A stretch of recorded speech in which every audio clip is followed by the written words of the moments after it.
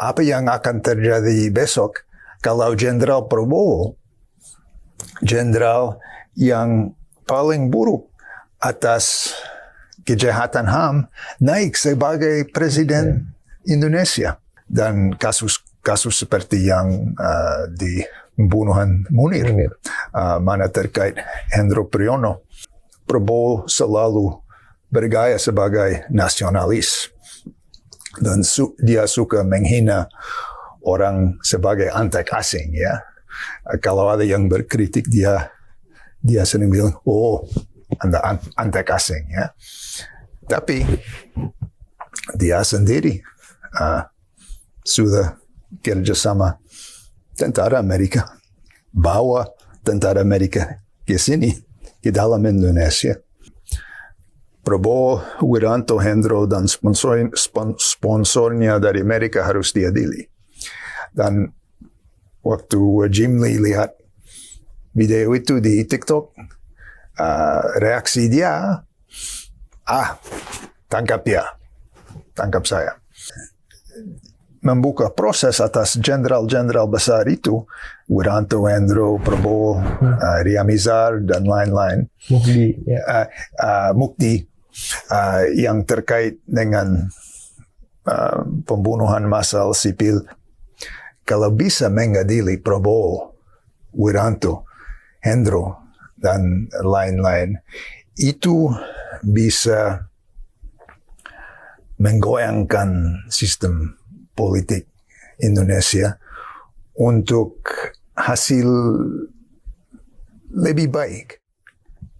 Prabowo setelah diputus bersalah oleh pengadilan militer dan dipecat oleh militer, dia sempat pergi ke Jordania. Setelah itu kembali ke Indonesia. Dan dia kembali ke Indonesia sebenarnya di situasi politik Indonesia yang masih bergejolak, dan isu mengenai mengadili pelaku-pelaku pelanggaran HAM juga masih naik. Apakah Bung Alan tahu bagaimana atau siapa yang memberikan jaminan impunitas kepada Prabowo, tapi juga termasuk jenderal-jenderal yang melakukan pelanggaran HAM itu? Apakah dia berhubungan dengan situasi politik di Indonesia terkhususnya, atau memang karena ada jaminan campur tangan Amerika juga?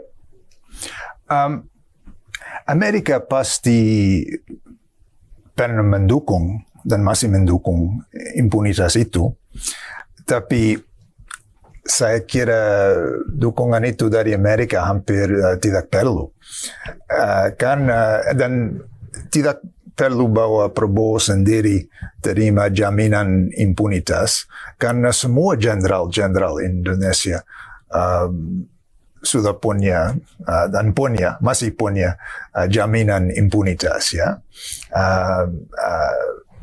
Kalau tidak salah, belum ada satu jenderal yang telah diadili atas kejahatan massal tentara dan intel Indonesia di Timor Leste, di Aceh, di Papua, dan kasus seperti yang di pembunuhan Munir, mana terkait Hendro Priyono. Jadi itu sistem di pemerintah Indonesia. Tapi dia Prabowo memang punya impunitas, tapi juga Wiranto, juga Hendro, dan lain-lain. Dan jenderal-jenderal dan politisi besar dan orang intel Amerika yang pernah kerjasama dengan mereka.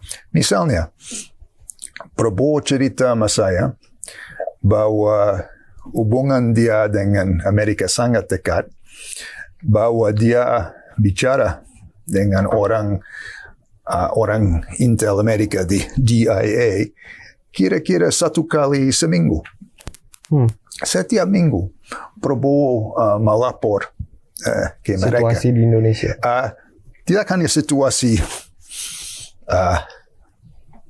situasi di Indonesia, tapi apa sedang lakukan dia di lapangan, apa sedang terjadi di dalam tentara Indonesia.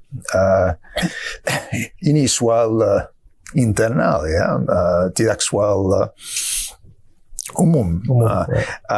Tapi setiap minggu Prabowo bilang sama saya, dia membahas semua itu dengan DIA Amerika, dan juga dia kerja sama Special Forces Amerika, pasukan khusus Amerika yang termasuk Green Berets di Amerika, dan banyak cabang-cabang lain di Pentagon dan di Gedung Putih. Dan dalam wawancara kami, dia sebut beberapa jenderal besar Amerika, admirals dari Amerika yang dia pernah kenal dan dia kerjasama mereka. Dan nanti saya cek apa yang dia pernah bilang, dan semua itu benar. Dia memang kerjasama orang besar Pentagon Amerika itu, dan dia memang dulu golden boy mereka. Dan juga saya publikasi beberapa dokumen dari Pentagon Amerika yang cerita tentang kerjasama Prabowo. Dalam dokumen itu, mereka sebut Kepala Kopassus. Dan waktu itu Kepala Kopassus Prabowo. Dan banyak kali sebut dia. Dan justru macam Prabowo bilang sama saya, dokumen itu kata bahwa di dalam program JSAT, memang tentara Amerika pernah masuk Indonesia dengan Prabowo, dan memang dalam operasi pelatihan dan intel itu mereka pernah persiapkan untuk kemungkinan dan untuk perencanaan kemungkinan invasi Amerika terhadap Indonesia. Persisnya seperti Prabowo cerita sama saya, itu memang benar bahwa dia telah bantu tentara Amerika, Pentagon Amerika dalam proses merencanakan operasi atau invasi masa depan dari Amerika ke Indonesia. Dan kalau orang mau lihat itu, bisa baca di dalam artikel saya online secara detail, mana saya kutip dokumen-dokumen itu dan juga kata-kata persis Prabowo tentang itu. Dan itu relevan saya kira, karena Prabowo selalu bergaya sebagai nasionalis, dan dia suka menghina orang sebagai antek asing ya. Kalau ada yang berkritik dia sering bilang, oh, Anda antek asing ya. Tapi dia sendiri sudah kerjasama tentara Amerika, bawa tentara Amerika ke sini, ke dalam Indonesia, dalam proses yang termasuk merencanakan invasi Amerika ke Indonesia.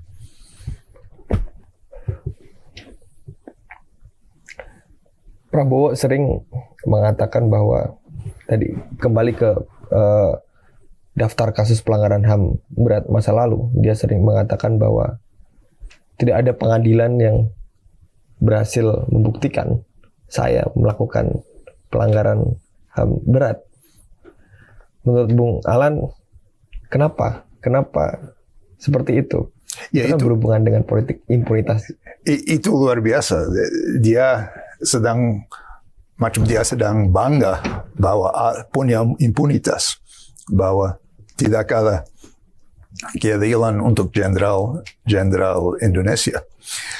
bukan soal bahwa ada sidang dan dalam sidang itu tidak bisa dibuktikan kejahatan Prabowo, misalnya di dalam pembantaian massal di Kararas di Timur Leste, atau misalnya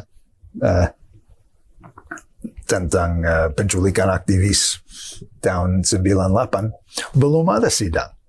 Belum ada sidang, belum ada dakwaan, belum ada proses keadilan apa-apa. Jadi fakta bahwa tentara Indonesia punya impunitas, bahwa mereka beda dari rakyat sipil biasa Indonesia, ya. Kalau orang biasa bunuh orang lain, dia akan kena keadilan, ya. Polisi akan tangkap dia akan masuk sidang, dan mungkin dia akan kena vonis, akan masuk penjara waktu lama, ya. Semua rakyat Indonesia, semua rakyat di seluruh negara dunia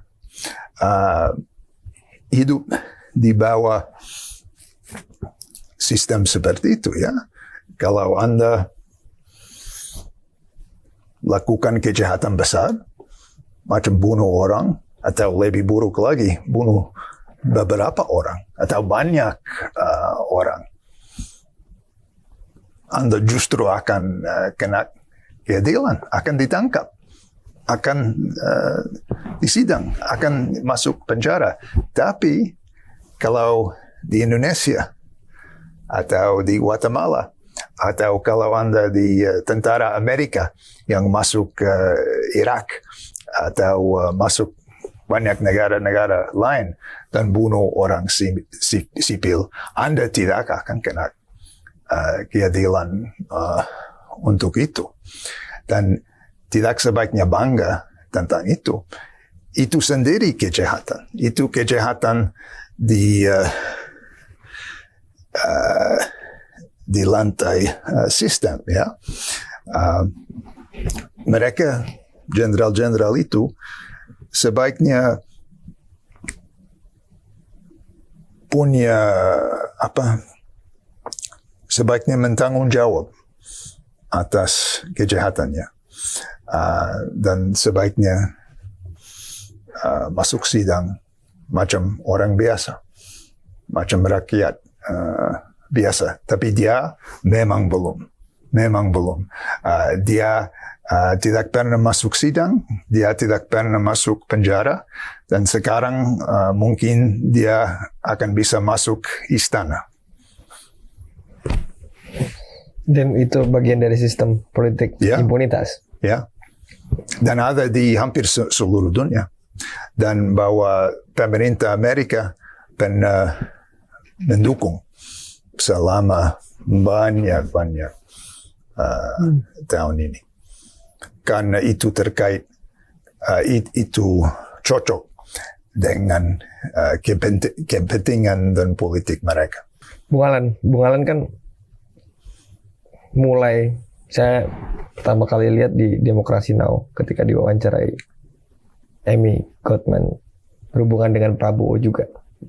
Dan semenjak itu media di Indonesia banyak mewawancarai Bung Alan terkait Prabowo dan apa pelanggaran HAM yang dia lakukan. Termasuk wawancara Bung Alan dengan Prabowo. Setelah itu apakah Bung Alan tidak banyak mendapatkan ancaman atau pengejaran di Indonesia? Ada ancaman, tapi ancaman itu anonim, ya. Oh, tidak dikatakan secara langsung oleh Prabowo? Ancaman seperti, ya, dia dan orangnya sering bilang harus tangkap saya, harus mengusir saya.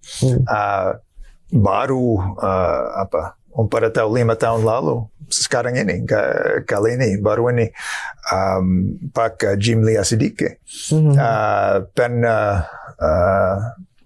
tulis di Twitter bahwa saya harus ditangkap langsung. Itu karena ada video yang ada di TikTok di pidato saya di aksi Kamisan 5 tahun lalu dan di depan istana. Itu waktu kampanye 2019. Dan saya bilang dalam pidato itu bahwa Prabowo, Wiranto, Hendro, dan sponsornya dari Amerika harus diadili. Dan waktu Jim Lee lihat video itu di TikTok, reaksi dia, tangkap dia, tangkap saya. Jadi sering seperti itu, banyak kali, tapi belum ada hasil. Tapi anonim juga banyak. Oh ya, anonim juga. Yang anonim itu macam ancaman bunuh ya. Tapi siapa yang tahu kalau itu benar apa enggak apa-apa itu. Berhubungan dengan pengadilan tadi, sebenarnya kebutuhan untuk mengadili jenderal-jenderal yang pernah melakukan tindakan pelanggaran HAM berat masa lalu, termasuk Prabowo, itu dibutuhkan. Jika itu terjadi, menurut Bung Alan, bagaimana kondisi Indonesia ke depannya ketika keadilan itu sudah ada? Itu penting sekali, penting sekali. Kalau itu bisa terjadi di Indonesia, menurut saya, itu bisa buka pintu untuk demokrasi yang benar, yang lebih kuat, yang autentik. Dan juga bisa buka pintu untuk reformasi tentara. Karena tidak perlu bahwa kalau ada tentara itu harus punya hak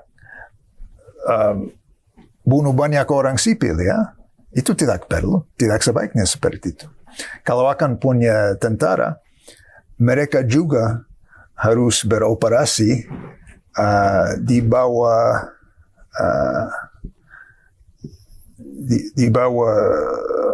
undang-undang negara, di bawah sistem yang demokratis. Ya, sistem yang demokratis dengan restrictions and duties kira-kira sama dengan rakyat sipil ya. Dan kalau bisa membuka proses atas jenderal-jenderal besar itu, Wiranto, Hendro, Prabowo, Riamizar, dan lain-lain. Mukti yang terkait dengan pembunuhan massal sipil bisa buka pintu untuk kemajuan seperti itu. Misalnya di kasus Guatemala. Guatemala negara lebih kecil daripada Indonesia, tapi dengan sejarah agak rupa yang di Indonesia. Di Guatemala tahun 40-an untuk waktu pendek memang ada demokrasi di Guatemala. Tapi pemerintah itu di Guatemala diserang oleh tentara dan pasukan dengan dukungan dari CIA Amerika. Dan mulai dari tahun 1954 ada rejim militer di Guatemala. Dan tentara Guatemala bunuh banyak orang sipil, terutama orang indigenous, orang dari suku Maya, yang kebanyakan yang tinggal di gunung-gunung di Guatemala. Pembunuhan massal macam operasi Indonesia di Timur Leste dan nanti di Aceh, nanti di Papua. Tapi baru ini, dalam kira-kira 15 tahun baru ini, rakyat Guatemala berhasil mulai proses keadilan terhadap jenderal-jenderal besar. Misalnya, dulu ada sidang genosida untuk mantan diktator Guatemala, Jenderal Efraín Ríos Montt. Dan saya dipanggil sebagai saksi dalam sidang Jenderal Ríos Montt itu. Karena waktu pembantaian massal di gunung-gunung sana, saya kadang-kadang datang dan wawancara dengan banyak orang tentara Guatemala di lapangan dan banyak orang desa-desa yang selamat dari pembantaian massal itu. Jadi saya dipanggil untuk jadi saksi di sidang mantan diktator itu. Tapi itu tidak jadi karena Presiden Guatemala waktu sidang itu, dia juga jenderal dan dia memblokir saya dari jadi saksi. Tapi akhirnya there was a verdict terhadap Ríos Montt dan Ríos Montt kena vonis 80 tahun penjara.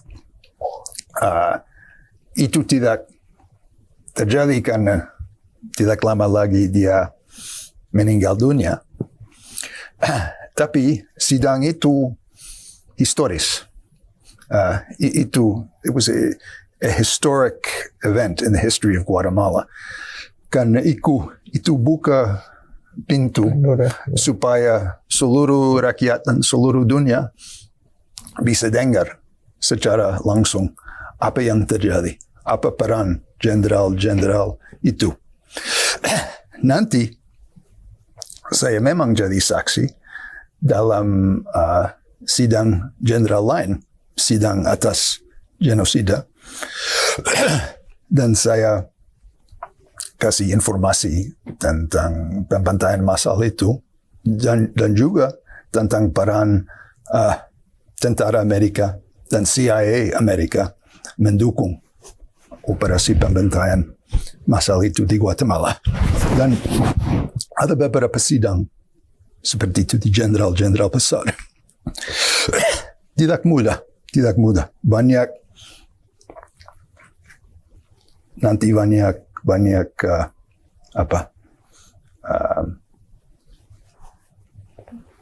tekanan. Many judges, many prosecutors kena masalah dalam pemerintah. Tapi itu bikin kemajuan besar dalam politik Guatemala. Dan baru ini, kira-kira 2 minggu lalu, Guatemala ada inauguration untuk presiden demokratis yang baru, namanya Bernardo Arevalo. Dia anak salah satu presiden dari zaman demokratis tahun 1940-an, zaman demokratis pendek di Guatemala. Dan dia naik sebagai presiden secara demokratis. Dia pro HAM. Dia akan coba ikut sistem adil. Menurut saya itu hanya bisa terjadi karena dulu mereka, rakyat Guatemala, cukup berani untuk mengkonfrontasi jenderal-jenderal besar dan bikin sidang terhadap kejahatan mereka. Dan salah satu hasil dari proses itu adalah bahwa demokrasi di Guatemala jadi agak lebih kuat dan orang seperti presiden itu yang baru punya kesempatan untuk masuk sebagai presiden dalam proses demokratis. Dan menurut saya, kalau bisa lakukan seperti itu di Indonesia, kalau bisa mengadili Prabowo, Wiranto, Hendro, dan lain-lain, itu bisa menggoyangkan sistem politik Indonesia untuk hasil lebih baik, lebih terbuka, lebih demokratis, dan lebih adil terhadap rakyat, terutama terhadap korban-korban dari banyak tahun ini, ya, di seluruh Indonesia, di Timur Leste, dan sekarang ini di Papua yang masih sedang terjadi di sana. Jadi menurut saya itu penting sekali. Tidak mudah secara politik, tidak mudah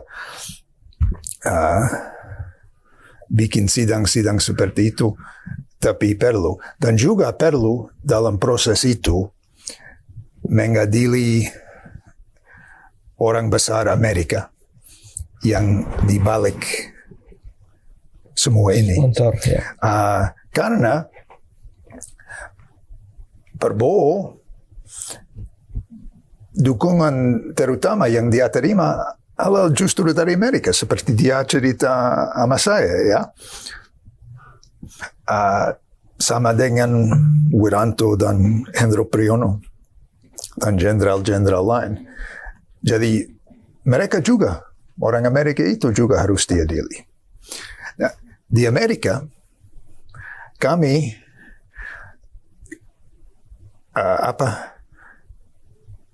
belum maju seperti orang Guatemala. Mereka sudah bikin sidang atas beberapa jenderal-jenderal besar. Di Amerika Serikat itu masih tidak mungkin. Tidak mungkin di Amerika Serikat bahwa Presiden Amerika atau Kepala Intel Amerika atau Jenderal Amerika bisa diadili terhadap kejahatannya di Irak atau dukungan mereka untuk kejahatan di Indonesia, ya. Tapi kita harus coba, dan kita harus bicara, dan kita harus mengadvokasi untuk supaya itu bisa terjadi di masa depan. Karena pasti perlu untuk demokrasi dan untuk menghentikan proses yang selalu sedang bikin korban-korban baru. Itu yang terpenting. Bukan hanya soal sejarah, ya. Bukan hanya soal masa lalu. Ini soal masa depan. Apa yang akan terjadi besok? Apa yang akan terjadi besok kalau tentara masih punya impunitas? Apa yang akan terjadi besok kalau Jenderal Prabowo, jenderal yang paling buruk atas kejahatan HAM, naik sebagai presiden Indonesia? Apa bisa terjadi di Papua atau di tempat lain? Apa bisa terjadi dengan aktivis sipil di dalam rakyat Indonesia? Kalau ada impunitas, kalau Prabowo atau presiden-presiden lain tidak perlu khawatir bahwa dia bisa kena keadilan, apapun bisa terjadi. Dia bisa teruskan bunuh orang sipil. Kalau Presiden Prabowo, dia bisa teruskan bunuh orang sipil seperti dia pernah sebagai jenderal tentara. Jadi sangat penting dan sangat perlu bahwa harus hentikan impunitas itu dan mulai proses keadilan supaya rakyat Indonesia dan rakyat di seluruh dunia bisa punya kehidupan lebih aman dan bebas dari ancaman dari atas, dari aparat, ya, bahwa kalau aparat mau, kalau suka hati aparat, mereka bisa penculik, bisa bunuh tanpa kena apa-apa. Harus dihentikan itu. Baik, terima kasih Bung Alan Sama-sama. atas waktunya. Semoga Sama-sama. kita bisa bertemu kembali.